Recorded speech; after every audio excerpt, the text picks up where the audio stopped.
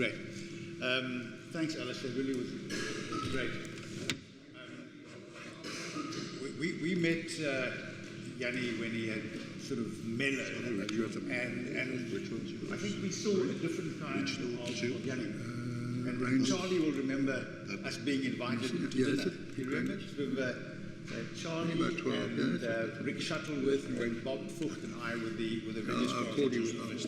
And we were invited to 120 Sandown Road for dinner.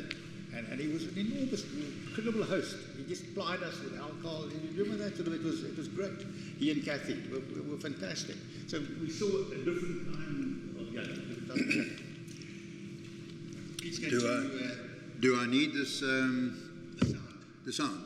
Or can you hear me up there? Would you like it? Pete, I think they want to plug you on. They can plug me on? Then plug me on. There you go. Okay. Under my chin, probably. Okay. All right. Thank you. Welcome. At the Zimmer Frame Gang of 72. All right. Another day, another 50 years. Time flies when you're having fun. And by the way, before I even get to talking about the country doctor, because that's the name of the talk, I must say the secret of being a good country doctor is to have a good country doctor wife. And I chose one.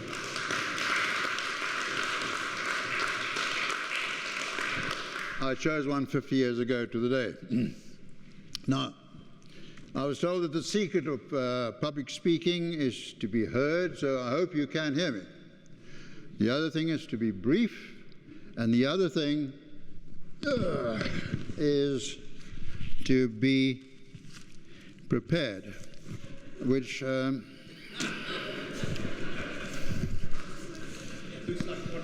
if you will just excuse me while I prepare. There we are. Thank you.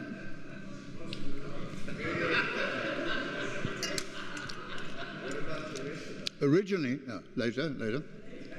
Originally, we were asked to bring forth memories of Prof. Yanni Low, but now the subject matter has been changed. But I have to mention one story about Prof, and that involves my late good friend Dixie Dean, which you all probably remember well. We had this tutorial around the bed, us 8 of us, and Prof. Yanni Low, which was, we didn't have many of these bedside tutorials, but this is one of them. And we were terrified, of course, and couldn't wait for it all to be finished. And as it was finished, and Prof got up, Dixie jumped up unexpectedly and said to Prof, he said, would you like some live crayfish? And Prof was quite astounded, and he sort of said, yes, I would like some. And he said, well, where are they? And to the amazement of the patient and Prof, Dixie leant under the bed and pulled out his old cardboard suitcase full of a whole lot of live. Because in those days, Dixie made his money from illicit crayfish. He was helped by a well-known cardiologist in Cape Town. I won't mention his name, but if you want more detail, just ask Joe Turrell. He will. Which brings me to another classic story before I start my talk, another classic story about my good friend Dixie, which shows beautifully, which is typical of his eccentricity. As you know, pharmacology was not our favorite subject, and we often used to miss lectures, but we used to console ourselves lying on the beach at Clifton in the sun and surf, knowing that the fifth-year students made a roaring trade in selling these compilation of the previous 10 years' questions, which we could study before the finals. So we knew about this, and we did that. We bought these things at a great price, and we studied them. So about 2 weeks before the finals, we were pretty much up to scratch. And on the last night before the finals, we were just so tired of these notes, we decided to come together here in Medical Res and buy some illegal beer and just fire off questions randomly at each other, which we did. And in the middle of this, Dixie Dean suddenly walked into the room and grabbed a beer and sat down. And we would carry on firing questions. And after a while, Dixie said, "Christ, you know all this shit. You know, So we said, well, we've got all these, we've got these questions, these old questions. He'd never heard of this. So he said, guys, can I borrow one of these? So he said, cool, we're going to bed, so feel free. So he took one, and we all got ready for bed and a last cup of coffee or whatever. And we looked for Dixie. He was gone. And an hour later he returned. He'd been to Sea Point in his little Mini to the all-night pharmacy, and he'd bought some stay-awake tablets and a bottle of Epicac, that horrible foul-tasting emetic. And we asked him, what's the point of this exercise? He said, no, he's going to take some stay-awake tablets, but he can't study because of he had a beer or two, so he'll have to first get rid of the alcohol with the emetic. And he can't take a stay-awake tablet if he first had to puke up the... So we all gathered around him with a package insert and worked out the dose for him, and we doubled it and we gave it to him, and we waited for him to puke, which he didn't do. And eventually we all went to bed. The next day, of course, Prof. Sapika was up there, up at the stairs, for that glorious, colourful final exams at the steps of Jameson Hall, and all the ladies in their ballroom gowns and the men in the tuxedos. And Dixie in his wetsuit and flippers, and which was very funny. But of course, he couldn't make a exit. For half an hour later, half an hour after the exam started, you heard this flip flop. But he came back the following year and passed easily. So that was poor old Dixie. Shame. Yeah. Right. Now to the subject at hand. Being a GP, a small-town country GP. I remember one of our lecturers, unfortunately I can't remember which, saying to us that there were 3 A's in medicine: ability, affability, and availability, and that the most important was availability, followed by affability. Ability came last. And I think in country practice those words are of paramount importance, and I hope that what I lacked in ability I certainly made up with the other 2. Being an only doctor for 8 or 9 years in a small town, well, the availability was a no-brainer. You just had to be available. One of the major disadvantages of being a country doctor is that when things hit the fan, such as when you had a major MVA, a major motor vehicle accident on the N1, and the broken bones and crushed chests and internal injuries, at times like that you're on your own. You've got no one to turn to, and it's a nightmare. And the value of a good nursing sister or a staff nurse at times like that is incalculable. And these people are the unsung heroes of many a small country hospital, bless them. But the advantages of being in the country and living there as a GP far outweigh them. You know, everyone knows you, and you know everyone, and everyone is related to everyone else, which can be a bit tricky until you realize that. So one had to be careful what you said sometimes. And the waiting room. I can still recall with slight horror the large, somber waiting room I left behind in Cape Town, with sullen-looking and silent, impatient patients, and sometimes irritable, harassed receptionists, and no one speaking to each other, everyone engrossed in their 5-year-old copy of Getaway magazine. But here in the country, everyone knows one another, and the waiting room is abuzz with laughter and stories about the weather, or plain gossip or jokes, and the loudest laughter often coming from your receptionist. And often I've come to ask for the next patient, only to be asked to please wait while they finished their particular story or reached their punchline. What a pleasure compared to being in the city. Yeah. And because you know your patients well, you know how far you can go with the odd joke or leg pulling. I recall one very outspoken, eccentric old lady in town. She was always way down with a ton of cheap jewelry and an inch-wide smear of red lipstick from ear to ear. She walked with the aid of a multicolored walking stick and held herself very stiff and erect. But she, as colorful as she was, her language was often even more colorful. And one day she phoned me to say she needed to see me urgently because she had a boil down there in an unmentionable place. So I said, I know. And she said, how do you know? She said, I saw it on Facebook. And she said, there was... There was a long silence, and then there was a bout of giggling and a description of myself, which I can't repeat here. No. My wife, Megan, often said that I retired just in time. That it was just a matter of time before I ended up in front of some disciplinary body.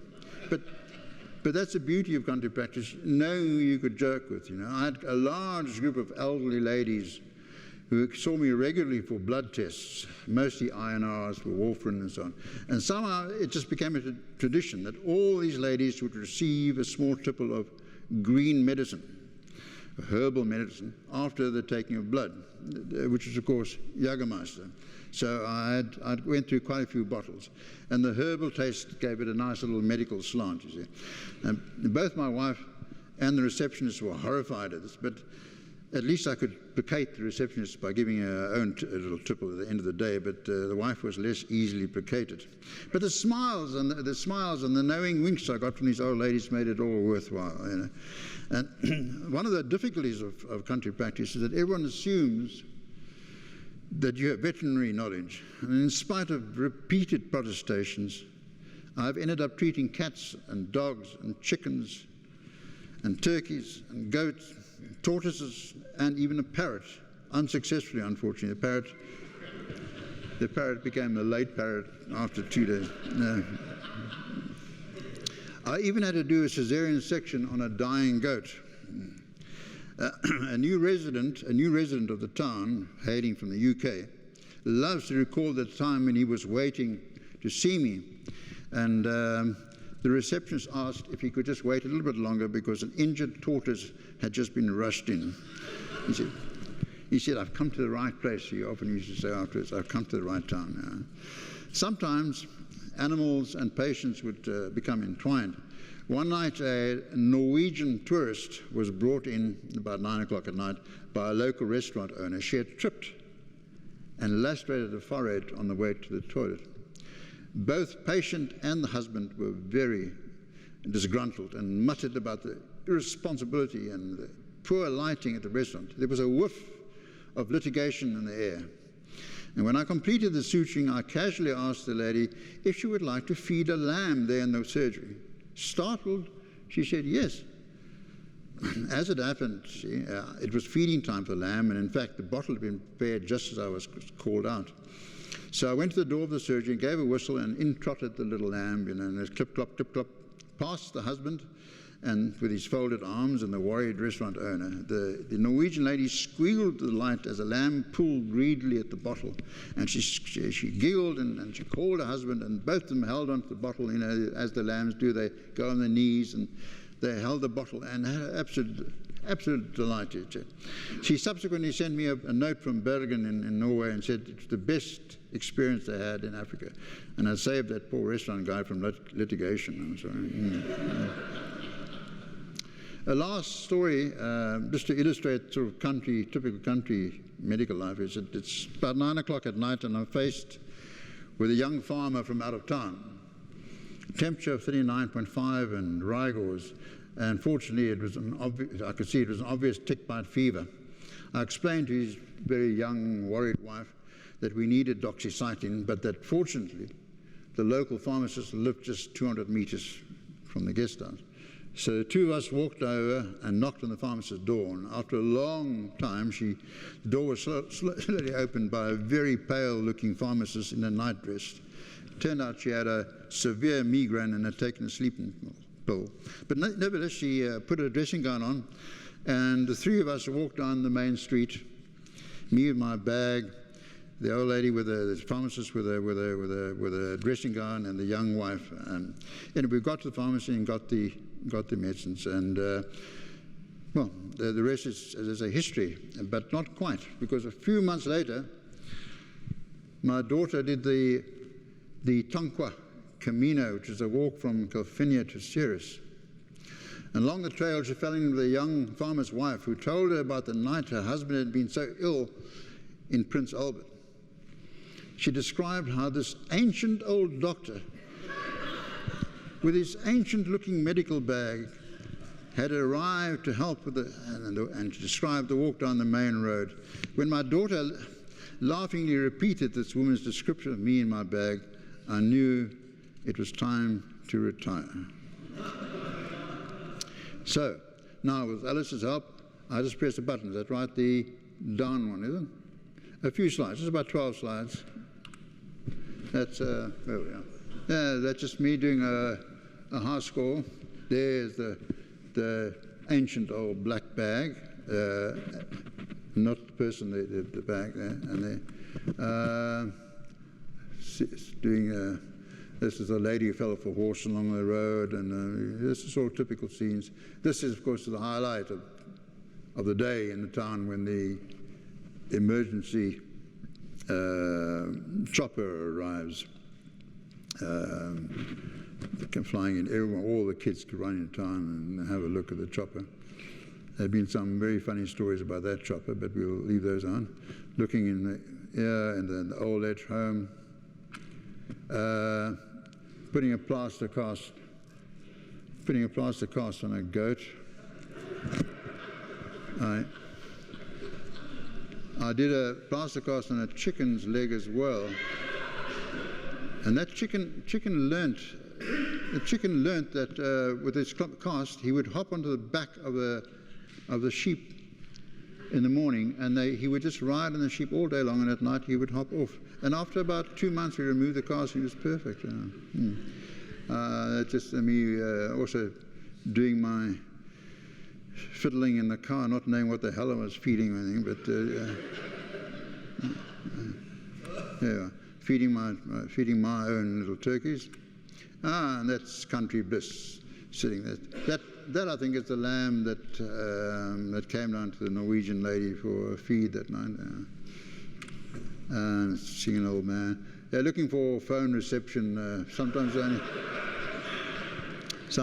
only way to do so. And I think that's about old age homes. And I think keeping myself busy, planting seeds, looking over the fields. I think that's about, there's the chopper, and there's an even more trusty Land Rover.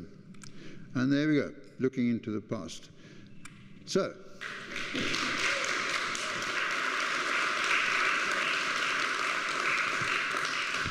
just in conclusion then, would I do it again? Would I be a country GP again? So in spite of the many skin rashes that I had to diagnose in the checkout queues at the local spa, and in spite of the long hours and the moments of pure terror, in spite of the bad debts and the many pro bono patients. My receptionist, by the way, thought pro bono was the name of a medical aid. The answer is a resounding yes. I felt I was needed and appreciated. I felt I was a necessary cog in the machinery of the community, and I felt I made a difference, and it felt good. It felt good. Right.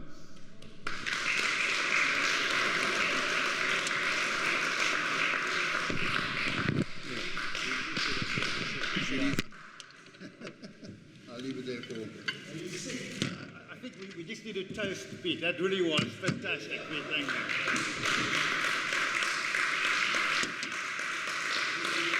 We are perfectly on time. I have got a question. Quick, Pete, there's one quick question from Ira.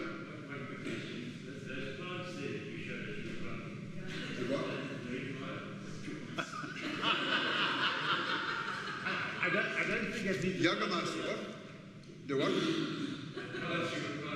Yeah, that was marijuana.